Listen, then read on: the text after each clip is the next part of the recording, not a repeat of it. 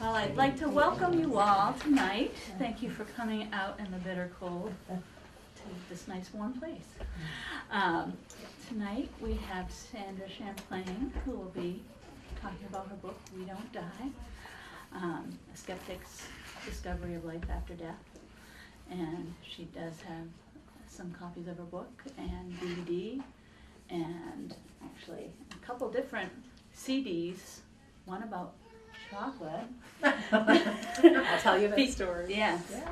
She is I'll let you tell Okay. that story. And also one about grief.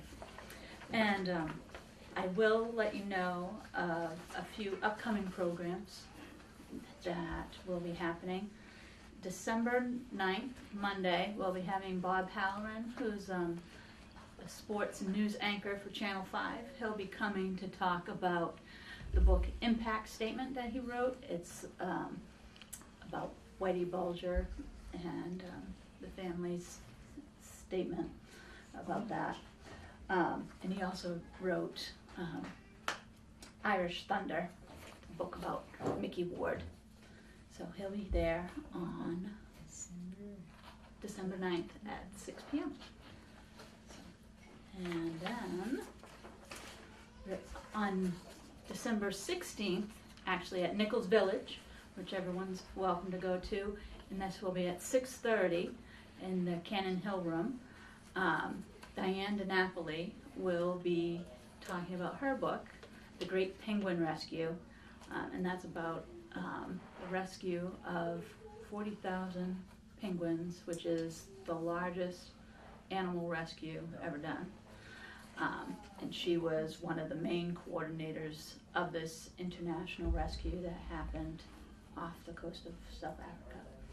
So that should be fun. And she's actually another local author. Sandra is from Byfield, and she is from Georgetown. And I also just wanted to mention that there is going to be a book group at River Pines. So any fans of A Christmas Carol by Charles Dickens, they'll be having the book group on Wednesday, December 18th at 2 p.m. So if you're interested, come on. And we have several copies of the book here that you can borrow. So for now, I'd like to welcome you to see Sandra, and hopefully a few of you have gotten the chance to look at her book a little bit. We own a copy, and she not only has looked into the grief aspect, but also the positive going forward aspect of going beyond and living beyond. But she also is a chef for some race car drivers and has a chocolate company. So, no further ado, Sandra Champlain. Thank you for coming. Well, hi. Hello. Hello. Thank you. And I can just say this right off the bat. My knees are shaking. I feel my voice trembling a little bit. It's no matter how many times I speak, I don't know if you call it stage fright, but I get a little nervous. So bear with me. I'm a local gal from Byfield. Don't live too far away. My neighbor Joni came with me tonight. And I want to thank all of you for coming out. It's cold. It gets dark early. Thanksgiving is right around the corner, and you chose to be here. So I really thank you for taking the time to be here tonight. So a little bit about me. You introduced me quite well, but even listening, I'm thinking, wow, she does a lot of stuff. A little bit about my past is I'm a chef by trade. I was born in Beverly, moved to Connecticut, spent most of my life there, and went to culinary school, went to the Culinary Institute of America, graduated top in my class back in 1987, created this chocolate shop. It's in Kent, Connecticut. It's called Kent Coffee and Chocolate Company. I started that in 1991. And that still exists. I don't physically work there. I have a wonderful manager who's there. And then in it was 1987 that I did my first race. My mom was a travel agent, and our next door neighbor was a race car driver. And there is a race that happens in Daytona Speedway every year called the 24 Hours of Daytona. And my mother volunteered my services to cook for the race team for the 24 hours. Yeah, now I didn't know what I was getting into, but I just cooked out of a little motorhome and cooked for the pit crew for this race. Well, year after year after year, I would do that one race. And then there was a race that happened in Connecticut that I had attended in, I think it was 1996. And do you remember the TV show Coach? Mm-hmm. Yes. Yes. Craig T. Nelson was that actor's name. And he was co-driving with the guy that I had cooked for so many years at Daytona. And because Coach was a celebrity, they wanted to have a big, beautiful hospitality tent for him. And I went just as a guest to see my mom. The food wasn't good. I found out how much they were paying for it. And me and my big mouth said, I bet I could double the quality at half the price. And there in that moment, Coach and this race car owner said, okay, why don't you do it? And so my mom and I started in 1996, the two of us working together, cooking for this one team. Well, the next race happened, and Paul Newman walks under my tent with Don Panos. And Don Panos is the man that invented the nicotine patch. And they said, we're going to start a race team. Will you cook for us? How can I say no to Paul Newman?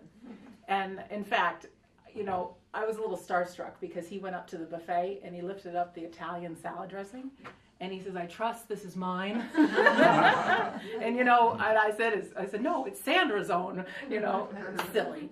But anyway, so both those race teams that I cooked for started winning all the races. And so other race teams would say, well, what are they doing differently? Well, they eat at that tent. So over the course of the many years, and it's been since 1996, Mom and I have done this, the tent's gotten bigger and bigger, and we've cooked for more and more and more people. And now we can cook from 500 people a meal up to 1,500 people a meal. And we have a big staff now, but I'm on the road traveling. So that's my day job.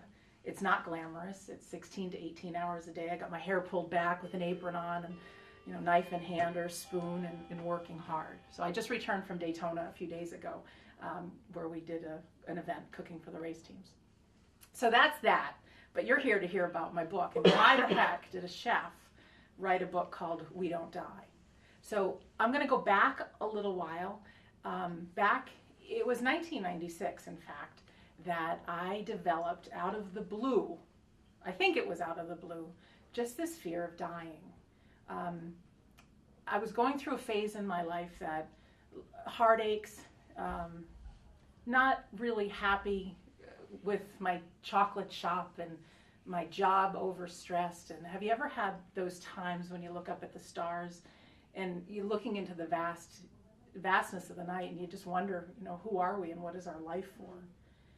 And we all seem pretty insignificant, based on that. Well, how it surfaced inside my head was just this fear.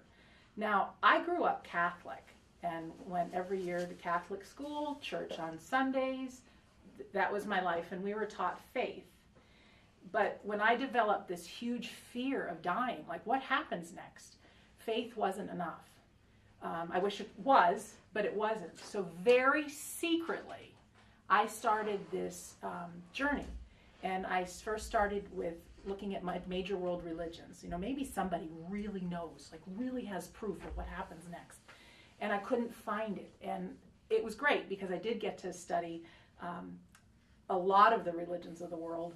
And, everybody's got the same common denominator of believing in life after death. So I'll fast forward to this book now because I have a chapter about the major world religions. And just to make sure everybody feels included, that by no means are we going against anybody's religion discussing life after death. But as time went on, I never got an answer. And I was left kind of unsatisfied, but without an answer, all there really was faith. And so I said, well, Sandra, if you can be the best person you can be and live a good life, then whatever happens when you die is what happens when you die. And I left it at that. So I continued with my life, and I picked up a new friend, and her name was Nancy. And Nancy was one of these really spiritual people. She would talk about the angels, and she would talk about mediums and psychics and astrologers. And now you've seen my subtitle, I think. It's We Don't Die, a skeptic's discovery of life after death. And I wasn't only skeptical, as I was cynical. If people told me that they were going to see an astrologer or a medium, or they believed in angels, I thought they were nuts. There's no proof of that stuff. You know, you should get busy in your own life and not buy into that. And even in a bookstore, if I walked in and I saw that spiritual section, I just, not for me. But this Nancy, on the other hand, was such a warm, loving friend that I thought, well, it's no big deal if she talks about the angels. I can deal with that. So Nancy gave me a deck of what's called angel cards. And I don't know if you've ever seen anything like this, but it's a deck of cards. And each one, when you shuffle the deck, you can pull out and you can get an inspirational message. And so she gave me this as a gift, and I thought, well, okay. You know, and my mind just said, of course, any card you pull out, you can apply to your life. There's really nothing special about it. You can't convince me these are my angels talking to me. And so I was at a race in Florida, and for 9 days, I would shuffle and I'd pull out a card. And 8 out of the 9 days, I got the exact same card. And that was weird. And that card was music.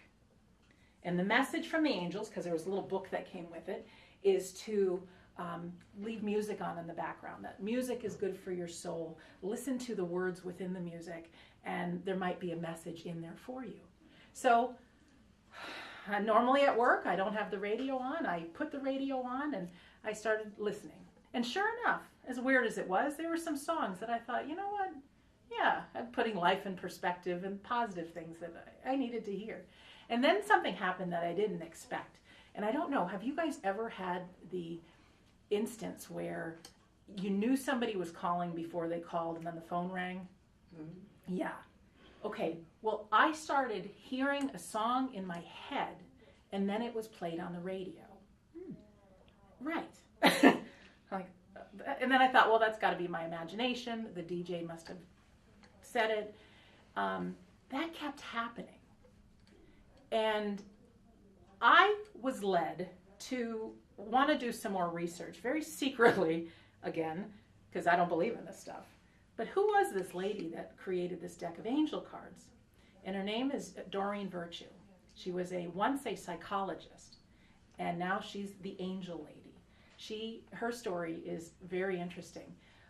She had heard voices in her head that, like a premonition of getting a carjacking, and when she lived in California.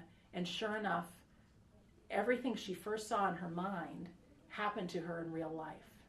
And so she had never believed in that sort of thing. And when it happened, that was her kind of a turning point to, like, what was that? And so now she's in the world of angels and mediums and things. And so very discreetly, I found out that Doreen Virtue was offering a course in mediumship. If you attend my class, will be somebody who can accurately tell the deceased people around others. So just a little bit what's going on in my head now is the skeptic was saying, there's no way anybody can teach that. I mean, that's impossible because I don't believe that. But the girl inside who was so afraid of what happens next decided to book the ticket and go. And so my very first experience with this is I show up in a group, maybe twice the size of what we have here. Maybe there was 25 people in the group. Didn't know anybody. And everybody was dressed, I want to say, like gypsies. I mean, you can just imagine the long flowing gowns and things. And there was me. I was wearing khaki pants and a polo shirt and didn't feel like I fit in. And it was a 3-day course in Laguna Beach, California, beautiful resort. And the instructor, she seemed pretty normal. She says, I want to tell you how mediumship is done. We're not going to do it now, but I want everybody to grab a partner. And she says, sit knee to knee, chairs like this, hold hands. And she says, this is what we would do when we start doing the medium readings. She says, and so I grabbed this lady's hands. She had short blonde hair, and it was probably mid-50s or something like that. And we hold hands like, okay. She says, one person go first. I thought, well, I'll go first. And she says, we're just pretending here. We're not really doing it. So there's no fear, right? Because I'm pretty creative being a chef. I can make things up. She says, I want you to close your eyes, and I want you to imagine your heart is connecting with the heart of your partner, just by like an invisible energy. And she says, you're very safe. And she says, and I want you to invent in your own imagination somebody standing behind your partner. And she says, what mediums do is they actually tell the story. If they show up to this side of the person, well, that's the father's side, and they show up on this side, that's the mother's side. And there's usually some different things you see about them. You know, again, you're making it up, so just say what comes to your mind. And then if there's a message, there's usually a message that comes through. Give the message. So I thought, well, I can do this. So what I did is, I'm working with my partner, and I made up that I saw a man standing behind her with blonde hair, blue eyes, windburned skin, big gap between his front teeth. I heard the name Jan, and I'm telling her all this. I said, I think it's your grandfather on your mom's side, and his name is Jan, and he's a fisherman in Denmark, and he's got this big gap between his teeth and really windburned skin, probably from being on the ship, and he died of lung cancer. Like, I don't know where that came from, but I made it up. And he wants you to go home and tell your mom that he loves her, that he never said, I love you, while he was living. So I opened my eyes, like, okay, it's your turn. And this woman, there's just tears coming down her face. Her grandfather's name was Jan. He was a fisherman in Denmark. He had the gap between his teeth. He died of lung cancer, and he never told his daughter, I love you. So I'm shaking telling this story because it's so easy to tell my story like if this happened to somebody else, but this happened to me who doesn't believe. And this woman turned to me and told me about my grandfather named John, this big German shepherd, the cane my grandfather used to always walk with, and how my grandfather was with me all the time, keeping an eye on me. That, my friends, opened the door to there's so much more. Now, I'm still skeptical. You need to really convince me of something to be true. So I started on this path that if that's possible, what else is possible? Now, did I tell anybody about in my life that I took this journey? No. Why? Because I used to think people were crazy. If anybody asked me, well, who do you see around me? And if I got it wrong, they would think, I'm one of those weirdos. So I wasn't willing to do that. And the truth is, 3 days of medium class, I was right maybe 30% of the time. The rest of the time, it was just my imagination. But when I was right, I was really right. So I started this path, and I won't go through all of it, but I dabbled in just about every psychic realm there was to find out, well, who's doing what, and how does this work, and how do psychics work, and all that. And then I thought, well, I've got to get into the world of medicine now. And I don't know if you've heard of Raymond Moody, who coined the phrase near-death experience. Mm-hmm. Yes, and back in the 70s, he coined the phrase near-death experience. And to the skeptic, I've always said that people that have claimed to have a near-death experience, and I don't know where I've heard this, but that when our brains shuts down, when we die, it's normal that we see a bright light and that we hover above the room, and that's all our imagination. So that's what me, the skeptic, had always said. Well, studying now with Dr. Raymond Moody, and this man interviewing 200,000 people, all with the same story, suddenly, and Dr. Raymond Moody is as regular as you get as a physician. He is not one of these new age people. And he gave so much more information that I thought, that's incredible. And then I meet Dr. Ken Ring. And Dr. Ken Ring took Raymond Moody's studies one step further. He studied the near-death experiences of blind people, people that had never had vision in their life. And at those moments when they flatlined, yes, they rose above their body, but for the very first time they could see. He's got people, like one woman had floated above her body and had seen her husband talking to a doctor, bends over, picks up the doctor's pen that had fallen out of his pocket. The husband picks it up and gives it. The wife could see he was wearing his green shirt, and this lady's never had sight. So there's tons of those stories. And to the skeptic, it's like, well, that can't be. Well, it can be. Stories of reincarnation above and beyond what we hear about. In fact, on my website, I have the website wedon'tdie.com, no apostrophe, but I have everything I'm talking about, just about everything is there, that you can go and you can look and you can watch videos and things. And there's been a young boy who at a very young age would draw pictures of airplanes crashing into the ocean, and really horrific pictures. And the parents are like, what is this? And he would tell of this memory, or he was saying it was a dream, of his airplane crashing. And he knew his sister's name, he knew the names of the people that he flew with, and nothing let this kid's mind rest. So the parents actually pursued it. He knew the name of, it was somewhere off the coast of Japan, I believe. Anyways, I don't know all the details. They're on that video. But the kid knew exactly, and even knew the name of the person he was in the previous incarnation, knew the incarnation, knew the sister's name, knew about the ship. I knew so many details that there's no way this kid could have known this unless he was that, you know. And that's a really fat, if you're a computer-friendly person, check out wedon'tdie.com, click reincarnation, and you can see that audio video. Pretty cool. Even one of the doctors, he studied 3,000 children who had memories like this, and they were able to trace back to people that existed. So I know our time is short, so I'm not going to go through the whole realm of everything I learned, but there was so much that happened that I believed beyond a shadow of a doubt for myself that we don't die. Now, great information to share with people, right?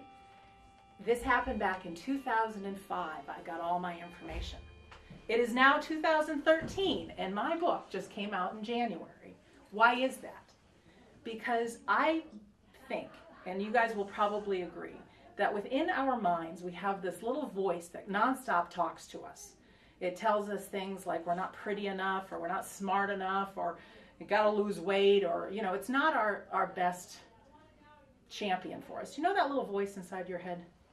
And sometimes if we stop talking, it'll say, what little voice? You know, that's the little voice. And that's I think as human beings, we all have that.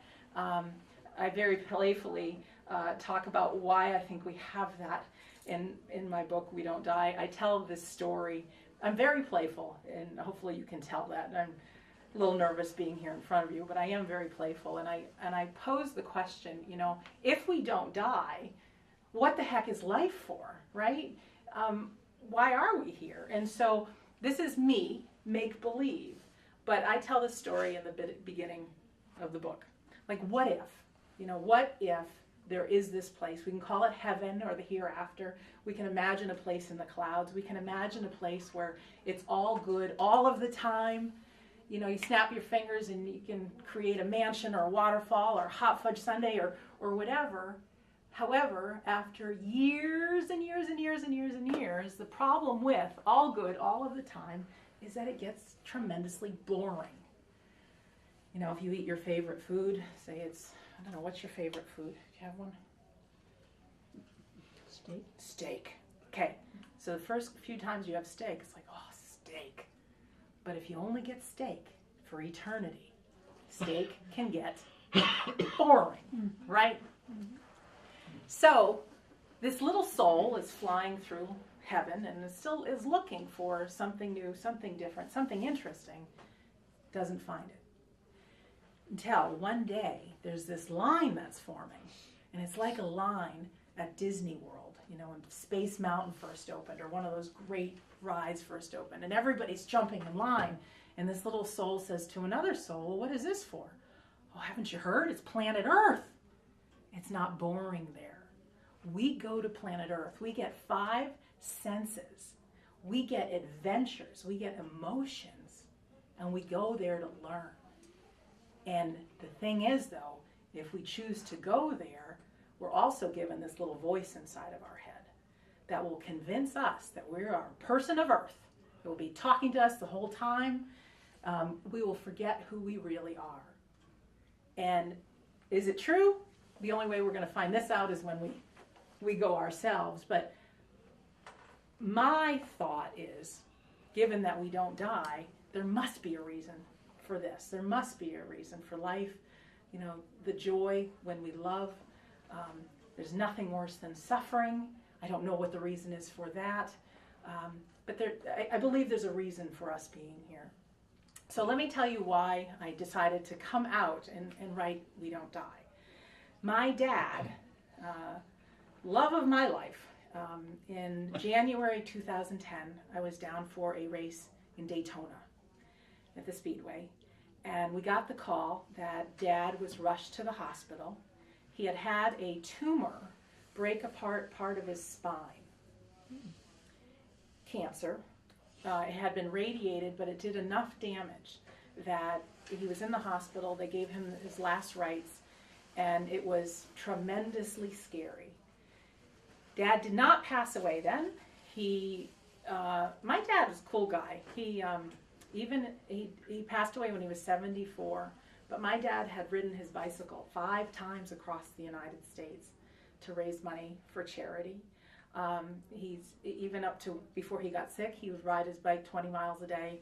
He'd help people. He was just an extraordinary man. He was a captain for American Airlines back in the day.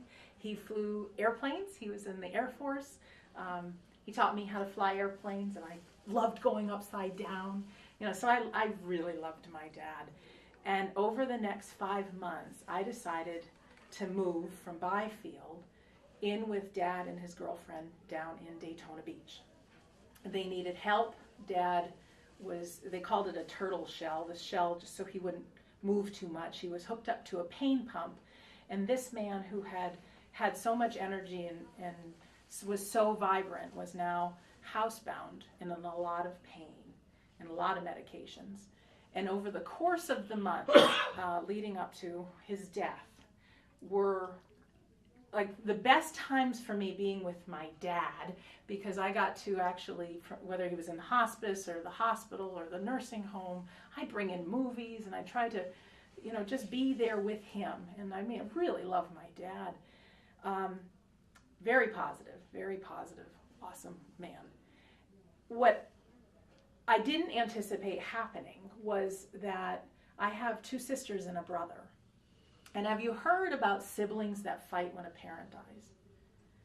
Yeah, yeah. And my close family actually turned into one of those families. And I didn't see it coming, and somehow, out of the blue, I got labeled as the greedy sister because I'd moved to Florida. Sandra must want more of his money, right? It didn't make sense. And so Dad ended up passing away. And my siblings and I were just like this, fighting over dumb things, miscommunications. My sister said I said this, and I mean, everything blown out of proportion. And for all of us that have lost a loved one, it is, I feel, like the worst pain I've ever been in my entire life. So, and I think most of us could agree with that.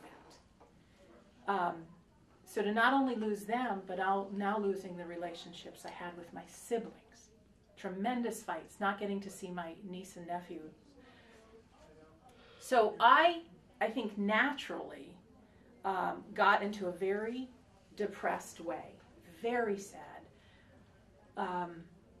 I don't want to say I was suicidal because I was not, but I was so depressed that I could understand why people who feel that bad do something about it.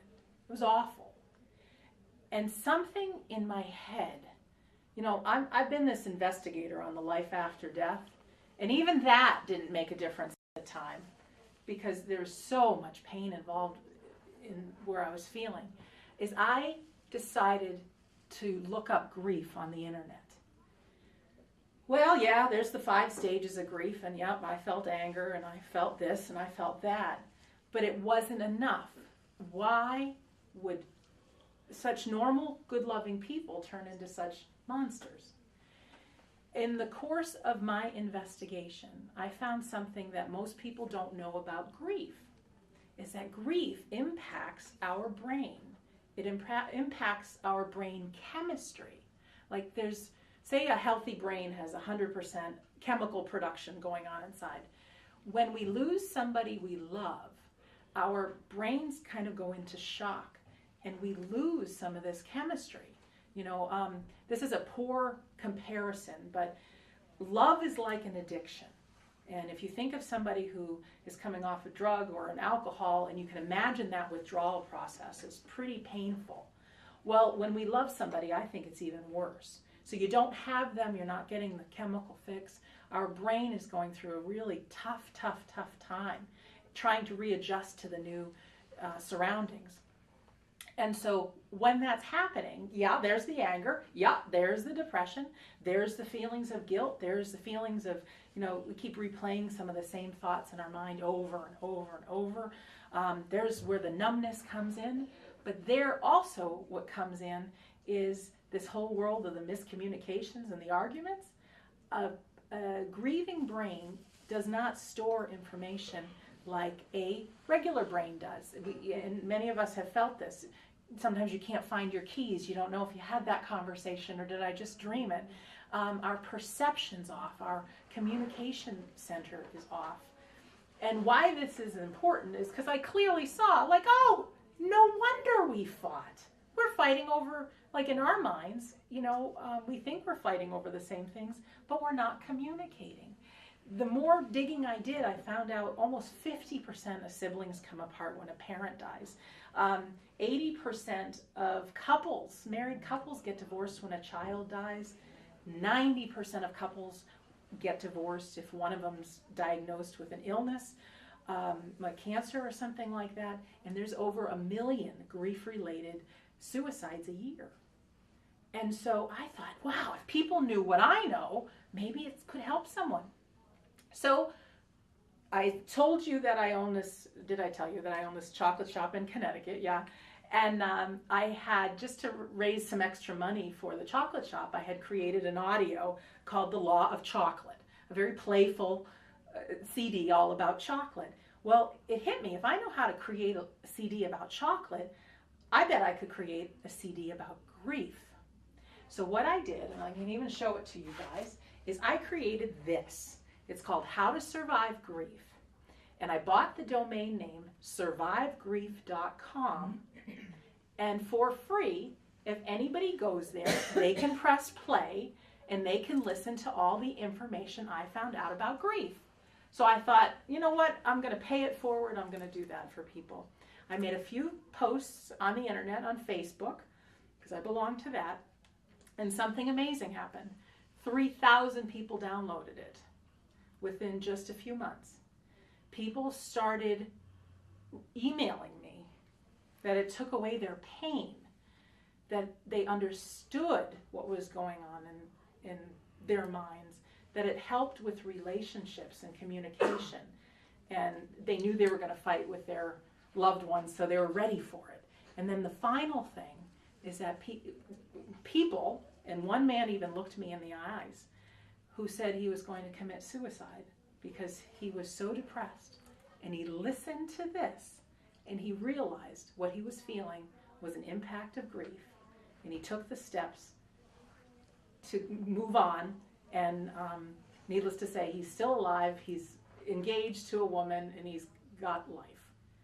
So after a few stories like that, and a few emails, I thought, you know what? I've got to tell more people. Now, standing in front of you, I don't think I want to be known as the grief lady, because I'm very much about living life. I think grief is something, yes, we all have to go through, but I do think, and we're always going to miss our loved ones, but when the pain subsides, it's like getting back into life. That's what I want to be known for. But I thought, how does a girl get this out to a lot of people? You write a book. And believe it or not, before Dad passed away, I had the guts to share with him about my journey, about what I've discovered about life after death. Oh, and I thought Dad was going to think I'm nuts, because Dad went to church every day. And I thought, oh, I'm going to tell him about this stuff. And here's a funny story. I said to my dad, because now I'm not a practicing medium or anything like that, but I kept seeing in my mind's eye this picture of an airplane, a yellow Piper Cub with black letters. And I said to my dad, after I told him, the story about some of the things I've studied, I said, Dad, I don't know why I'm seeing this, but I keep seeing this airplane in my mind, just like I'd seen the guy with the gap between his teeth. And he says, well, what else do you see? I said, I just sense a man laughing and saying, I did get to bring my toys with me. And Dad looks up at me with big eyes, and his eyes filled with tears. He had a friend named Don who had cancer, and he had a yellow Piper Cub with black letters. And my dad was trying to be his coach to positive thinking and get him healthy. And, you can beat cancer because, Don, you can't take your toys with you. So Dad made me promise that I wrote a book. Well, who am I to write a book? Other people write books. I'm just a girl from Byfield, I don't know how to do that. Well, as miracles happen, and I don't know if you guys believe in miracles, but at this point, I certainly do. I look on the internet and I find a weekend workshop on how to be an author in Las Vegas. And I flew out there and very courageously spoke to a publisher, because now I thought this guy's going to think I'm crazy. But I needed him to know that I thought I had the makings of a good book. The number one fear all of us humans share is dying. We lose a loved one. Are they still around? Will we see them again? And I say yes. And I say I've got the proof why. And then, I get people to read the book because they want to know. But I put in that one chapter of grief. The information that's on the grief audio, that's chapter 10. And then the rest of the book is while we're here, how to have a powerful life as a human being. Most of us hear that people die with regrets. What would it be like to not die with regrets? What would it be like to, no matter how old you are, live life to the fullest, love, have compassion for people, have fun, really, playful out in this life while we're here. That's what I want to be known for. So what I didn't know is this man was the same man who had first founded Jack Canfield with Chicken Soup for the Soul. Oh.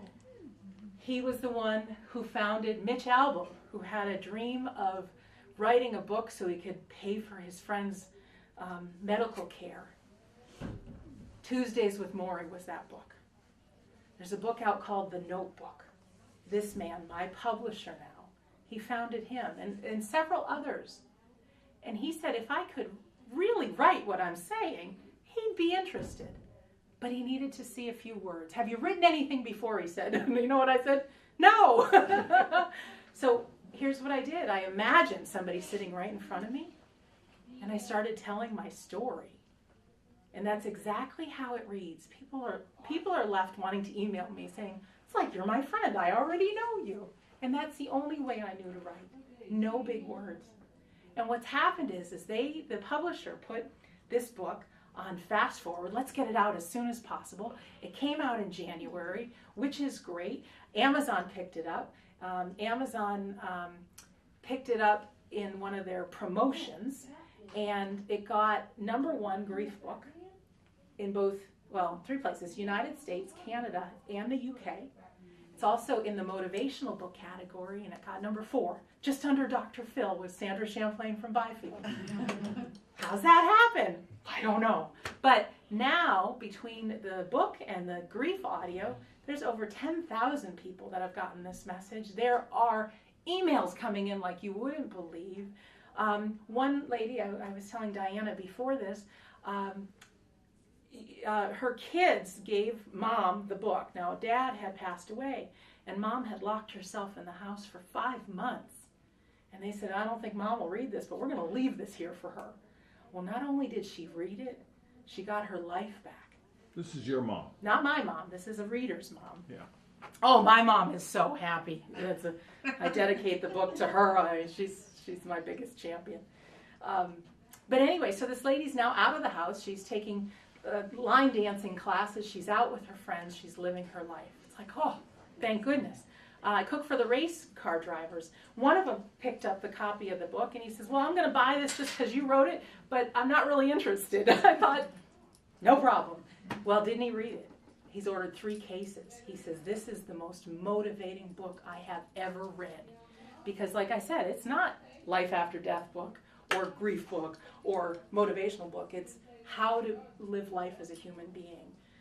Not a religious book. I mean, I'm definitely Catholic, but I wanted to include all people and not alienate anybody. And so, when you read it, you'll feel like you know me, and you'll think, yeah, it's positive.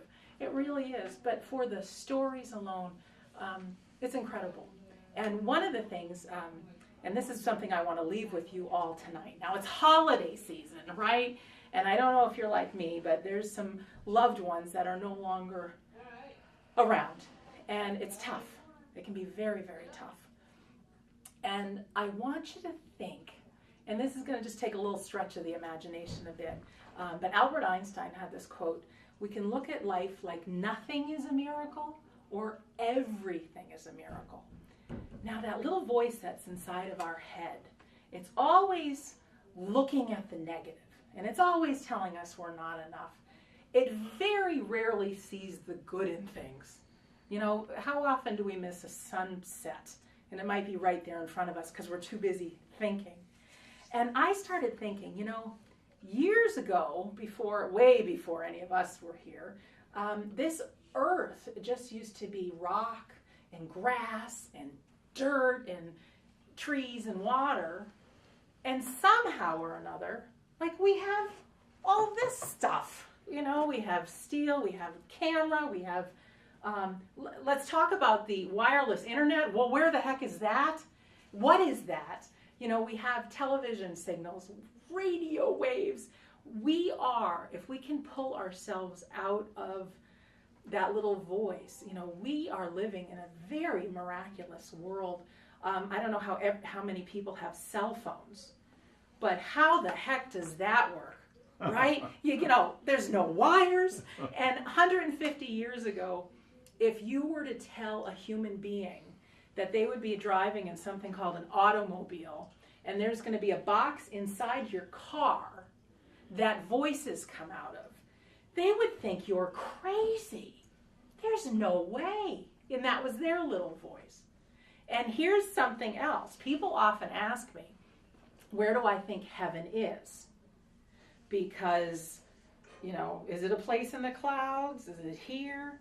And I've done enough studies, and I even include this inside We Don't Die, about the whole world, and I don't know, I'm not that smart in this, but the whole quantum physics energy thing, it is proven that the chairs you're sitting on, radio waves, the book, whatever, everything's made up of energy. Everything. This is not New Age belief, this is fact. Science has proved it. Even you hold a book like this and you feel it, but inside, even one of the molecules inside of our hands were made up of atoms. And if you had a little camera, then you put inside each one of your atoms, guess what?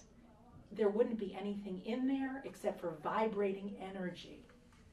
So we are made of energy, and that is pretty darn miraculous. Just as miraculous as the billions of stars out in the universe. And, that's pretty miraculous as well. And so when people say, well, where is heaven? Now, I've found out that, do we have wireless internet inside this library? Yeah. Okay. You're like, yeah, we do. I've been using it. Energy can live in the same place as another energy, right on top of each other. So we are now surrounded with the wireless internet, and we can't see it, but it is very real. I say heaven is the same place, invisible to our eyes, but we can pick it up. When I mentioned, I took the medium class, and it seemed like my imagination, and I could see accurately. It dawned on me that they must all be here, invisible to our eyes, but they really exist. And I met a physicist named Russell Targ, who's now 80 years old, and he is one of the first designers of the laser beam. So he is a very smart man. He's not in the world of the new age. And he taught me something called remote viewing. And have you ever heard of ESP? Yeah. When we quiet our mind, that same place that I could close my mind and see the man with the big gap between his teeth. And this is miraculous, but it's real. Every human being can actually see in, I guess, their mind's eye, like ESP. And one of the experiments he had us all do, because again, I take my weekend courses, I love learning, is he had us each take a brown paper bag and hide an object in it, and then we each got a partner. And then we had to pretend we knew what was in the bag. Now he says our divine mind, or whatever you want to call it, can't tell what the object is, but it can see things. Very much like I could see the guy with the gap between his teeth. And so I was working with my partner, and I saw, what came to my mind was a silver ring, and it had 3 gemstones, a red one, a blue one, and a green one. And then I saw a clothespin, and part of the instruction was, well, what is it about the clothespin? Thinking something opens and closes here. And then part of the instruction is, well, how big would this object be? And I said, well, about this big. And I kept seeing silver. And then all of a sudden I saw a strawberry in my head. The brain comes up with these wild images. Well, what is it about the strawberry? I said, something about the texture. It has bumps. So my partner pulls out of the bag his cell phone. Flips, open, closes. Touching it, felt like the strawberry because all the bumps. Silver. And here's the best part, is the menu button was a silver ring, and on it was the green talk button, the red stop button, and the blue menu button. Wild! There were 60 people in my class, and everybody could do it. And why am I telling you this now? Because everybody could see something that they couldn't normally see, something that was closed in a bag. And that particular thing they saw. Everybody had a partner with some other object. And they saw. They saw images from what that was. They couldn't put it together, what it was. And this Russell Targ has been studying this for a long time. He even worked with the Central Intelligence Agency back in the day. You hear the things about the X-Files and things, and that was actually all based on, psychic research that the U.S. government did. Very real thing. And so I thought, wow, I said, I wonder if I can remote view on my own, or do I always need a partner? And my grandmother's favorite magazine was Woman's World. And so when Grammy passed away, I made the habit of always buying the weekly Women's World. And so when I had taken this class on remote viewing, I said, I wonder if I can tell what pictures are in the magazine before I open the magazine. And so you have a notebook, and the homework is to quiet the mind, because now the skeptical mind nonstop says, you can't do this, you're making it up, this isn't real. Just try to put that away. If I could see it, kind of like if I could see a deceased person around my partner, what do I see? And so my mind, oh my gosh, I just started writing down, there's a wine glass, there's cherries, there's a robin, there's, Statue of Liberty, Abraham Lincoln, I'm writing all these things down. So my intention was to open to page 29 And then there it would be. So I opened to page 29 and none of the images were in there. And I thought, well, that doesn't work. So I decided to read the Woman's World magazine. I start opening, flipping through the pages. There's the wine glass. There's the cherries. There's the Statue of Liberty on this page. How the heck did that happen? No idea. However, I'm a sneaky girl. It sounds too good to be true, and I know it, that I know about life after death, that I can prove it. It does sound too good to be true. Our skeptical mind doesn't want to believe it. However, I teach people how to do remote viewing, and anybody who tries it, it's mind-blowing, because when you can see something that you can't justify, how I could possibly know that. Even you could have a friend in Australia, Jerry, and you can pick up images of something he's got on his dining room table. When those things start happening, suddenly it puts this whole miraculous world of there's more to life than meets the eye, there's more to me than I know. The Einstein quote about looking at everything as a miracle, like it really can be. I want, and especially now this holiday season, it's really easy to go down the path of Dad's not here and I'm not with my siblings and I'm not going to be able to spend too much time with Mom and Grammy's no longer on the planet, and it's so easy to go down that tunnel. But what I want to do is mix it up a little, like who are we really? Those people that you have loved and lost, I believe beyond a shadow of a doubt we're all going to see them again. And if we are, then how do we make the most out of our life? And I know there's been heartaches. I know there has been. And there's probably more to come. But there's also some joy too. And so how I close We Don't Die is giving people some habits to, I call, supercharge your life. Now, this is the motivational part, and I'm not going to get into all of them, but some of these are just good because this holiday season we could listen to that voice inside of our head and, like I said, go down this tunnel, or we can do some things about it. Now, one of the first daily habit I have is wake up your soul self, and that means that's that like divine part of us. How easy is it to wake up on the wrong side of the bed? Super easy. And to actually take a few minutes to write down, and it can only take 2 or 3 minutes, what are some of the successes you've had in life? Now, that little voice inside your head doesn't want to think of that. It wants to think of the negative. But if you take a few minutes and, what are some of the successes? And, if I asked the people in my life the good qualities about me, what would they say? Well, they'd say I'm pretty generous and loving and fun, and they tell me I can always count on you, Sandra. And, you're fun to be with, and, you're really generous. Not what the little voice inside my head is saying. So to wake up thinking about those things starts your day off really different.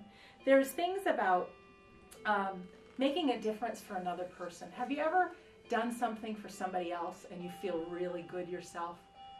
That's a good habit or practice. And maybe this holiday season we could do a random act of kindness somehow, somewhere for somebody. Laughing, sometimes things are tough, but if there's a new movie out called Las Vegas. I haven't seen it yet. A lot of people say that's very funny. The Las Vegas movie? Yes. Yeah. And, take yourself to see something just to laugh, and one thing I want to talk about is gratitude. You hear about it all the time. Give gratitude, give gratitude. My grandmother used to always give gratitude. It's like, ugh. But you know what? You're having a bad day. You sit down with a notebook and you start writing 50 things that you're grateful for. And it might even get down to, well, I'm grateful I have a chair because some people do not. I'm grateful for the sun. I'm grateful for all the different flavors I get to taste. And then you start thinking, I'm grateful for my neighbor, and I'm grateful for being here in Groveland at the library, and Diana asked, and I'm grateful that I got to look at your smiling faces and that you guys listened to me tonight. I'm grateful that this is being filmed, and whoever you are at home, thank you. Here's a plug for me. WeDon'tDie.com is my website, and I have lots of videos there and information on the book as well. But gratitude is a real wonderful thing, and I say, I once heard this story about an aquarium, and they had big fish and they had little fish, and they had a problem. The big fish kept eating all the little fish over and over and over. So somebody got the great idea is if we can put the little fish in a clear jar and dangle these jars all over the inside of the aquarium, the big fish would go after the little fish, and then they'd bump their head their snout right on the glass. Well, the big fish kept doing it until they realized that they're not going to get the little fish anymore. So they stopped. And so then the people that owned the aquarium took the little fish out of the jars and put them in. So now they're swimming amongst the big fish. But the big fish now didn't even try, because deep down they knew they weren't going to get the little fish. So I say, we live in this world that we've got this voice in our head that has convinced us that we can't eat the fish. It's convinced us we can't go after our dreams, or we can't say this to that person, or that we have to be afraid, and that we can never have this, and it's always going to be that way. And I say, no, we're living in a world, and yeah, is it scary? Yeah. Is there fear? Yeah. But I think many of you know, even those of you that are married, you got to step through that fear to get to the good stuff on the other side. So I really want to leave everybody tonight with just, you aren't who you think you are. You're really powerful. And we're here to love. We're here to learn. We're here to make a difference for each other. I have no answer for why there's such severe suffering in the world. I mean, that would be my number one question when I go, because I don't understand that. I do understand and know that without Dad dying the way he did, and without me being in my very lowest, that all had to happen so that now over 10,000 people have gotten this message. So you just never know why, it all happens. And gosh, I don't think I have anything else to say, and I could talk all night. But I want to thank everybody. I'm, no pun intended, an open book to get to. Like I said, my website is WeDon'tDie.com. No apostrophe before the T. And the book, We Don't Die, A Skeptic's Discovery of Life After Death, is at your favorite bookstore or favorite library. Just ask. And if they don't have a copy there, they can order it for you. Available on Amazon. It's on the Nook. It's on the Kindle. It's everywhere. And I thank you again on this very cold evening right before Thanksgiving that you gave me your generous time to be here. I hope I did it justice, and I hope you enjoyed yourself. Obviously, I have books for sale over here I want to show off. But most of all, I really thank you, and I just hope that you leave with a smile on your face that maybe you didn't have when you walked in here. So thank you. Thank you all.